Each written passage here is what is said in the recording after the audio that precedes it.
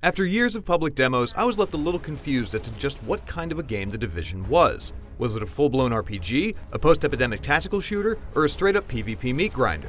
After spending a few hands-on hours with it just weeks before its March release, I realized that it manages to be all of these things simultaneously, and it's looking like it might be exactly what I was hoping for.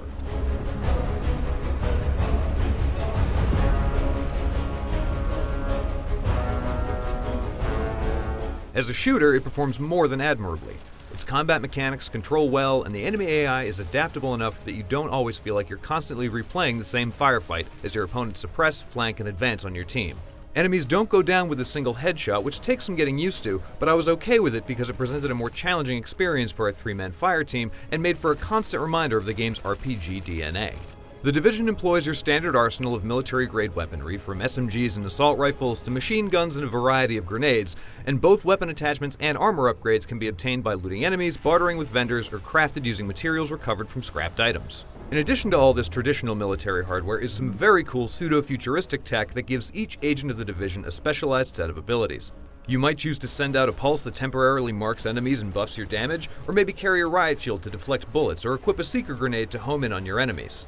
All of this sci-fi tech is unlocked via RPG-style skill trees, and while you can certainly choose one path and stick with it, you're also free to respec your character at any time. This way, you don't need to worry about playing through the first 10 hours as a medic, only to realize that you should have been playing as a scout.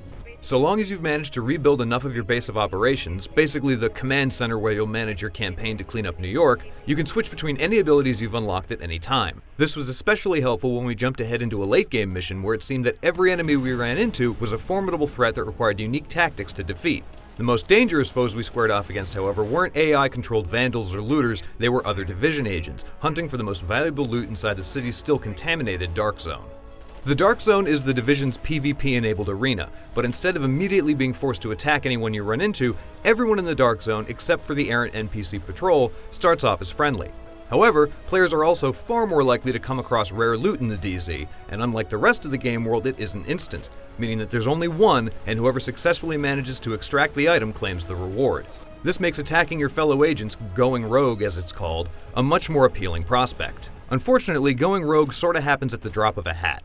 Inflict the tiniest bit of damage on a team member or another player, whether it's intentional or not, and the intercom will crackle a warning and the bullets will start flying your way. And it's not just you becoming public enemy number one either, it's your whole group if you're playing with friends. Thankfully, the amount of time that you spend as an enemy of the state is determined by just how violent your actions were. Accidentally wing a nearby teammate and you'll only be on the hit list for a few seconds. But find a vantage point and start mowing down other players?